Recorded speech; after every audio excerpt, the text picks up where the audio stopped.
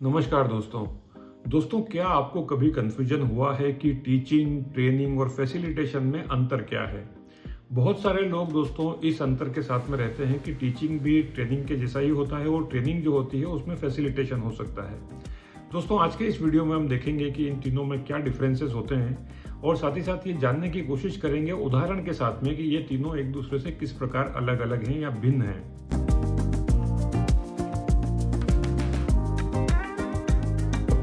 दोस्तों आगे बढ़ने से पहले हमारे चैनल को सब्सक्राइब कीजिए और आने वाले वीडियो जरूर देखते रहिए।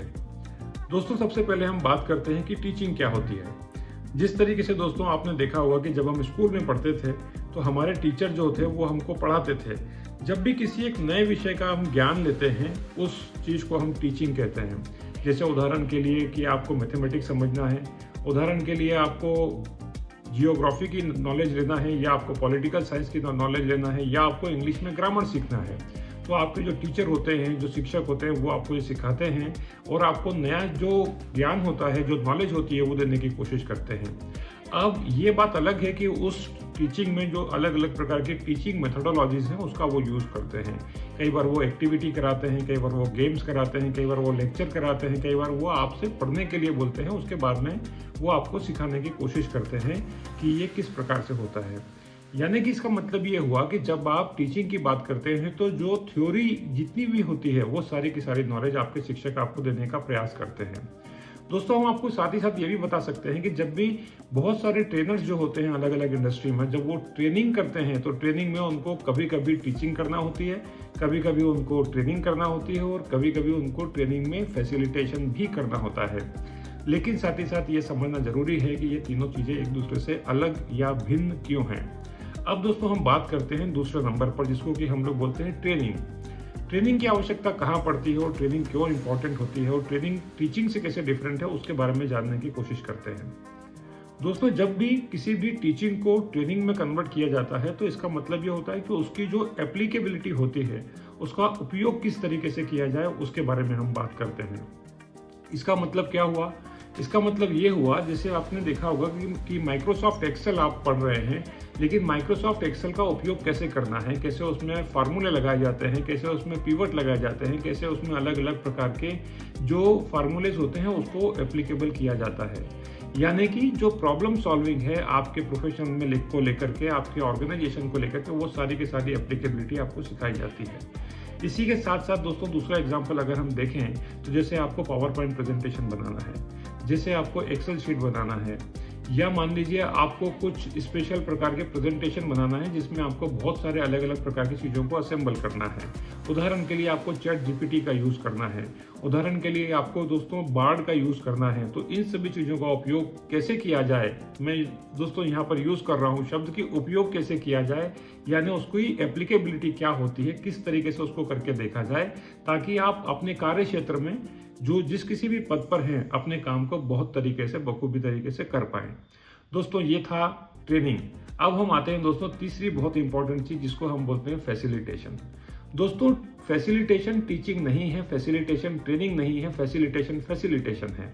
अब जब मैं बहुत सारे लोगों से पूछता हूँ कि फैसिलिटेशन क्या होता है तो उनका जवाब होता है कि किसी भी चीज को फैसिलिटेट करना फैसिलिटेशन होता है। उसके बाद में मैं पूछता हूँ what do you mean by facilitation, कि फैसिलिटेट कैसे किया जाए, तो वो दोस्तों को थोड़ा लड़खड़ा जाते हैं, बहक जाते हैं, कंफ्यूज हो जाते हैं। तो चलिए इसको समझने की कोशिश करते हैं आसान शब्दों में। दोस्तों जो फैसिलिटेशन होता है उसमें एक फैसिलिटेटर होता है, उसका काम होता है कि वो एक इस प्रकार का एनवायरनमेंट क्रिएट करे जिसमें कि जो टीचर है या वो जो ट्रेनर है या जो भी व्यक्ति वहाँ पर है फैसिलिटेटर, वो इस तरीके से उस वातावरण को तैयार करता है जिस तरीके से कि बाकी के जो पार्टिसिपेंट्स होते हैं, ऐसे लोग उस क्रिया में या प्रक्रिया में हिस्सा लेते हैं, वो अपने आप उस चर्चा को, उस विषय को, उस प्रॉब्लम को सॉल्व करने के लिए जो चीज़ें इंपॉर्टेंट है उसको आगे बढ़ाते हैं। अब दोस्तों यहाँ पर दो प्रकार के सवाल आते हैं कि क्या ये फैसिलिटेटर उस चर्चा में, उस डिस्कशन में शामिल होता है या नहीं होता।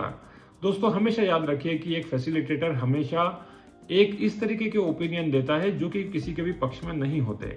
उदाहरण के लिए कि भारतीय जनता पार्टी एक बहुत अच्छी पार्टी है या कांग्रेस एक बहुत अच्छी पार्टी है, तो दोस्तों इसी चीज को फैसिलिटेटर जब डिस्कशन में लेकर के आते हैं, वो ग्रुप डिस्कशन कराते हैं, 2 ग्रुप बना के लोगों से बात करते हैं या 3-4 ग्रुप का एक प्रकार का जो माहौल है वो बनाने की कोशिश करते हैं।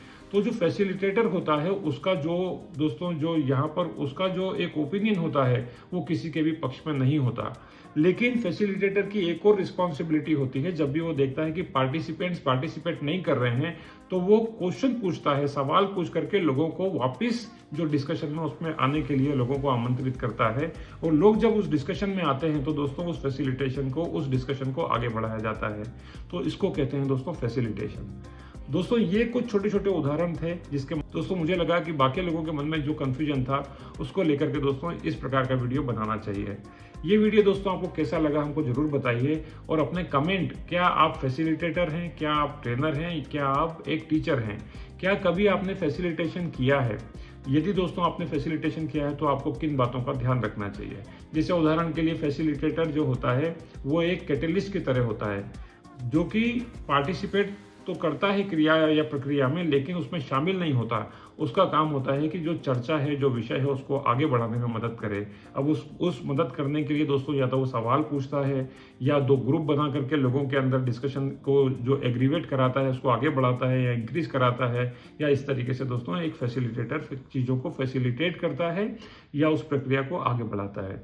दोस्तों आशा करता हूँ कि ये वीडियो आपको पसंद आया होगा। हमारे चैनल को जरूर सब्सक्राइब कीजिए, क्योंकि इस तरीके के जो वीडियो है वो हम लेकर के आते रहते हैं। हाँ, और यदि आपकी नॉलेज में, आपके संपर्क में कोई टीचर है, कोई ट्रेनर है या कोई कोच है तो उसको ये जरूर शेयर कीजिए। और दोस्तों ये भी बताइए हमको कि आप इस प्रकार के किस तरीके के वीडियोस हमारे चैनल पर देखना चाहते हैं। इस वीडियो को बहुत अच्छे से देखने के लिए धन्यवाद। आपका दिन शुभ हो।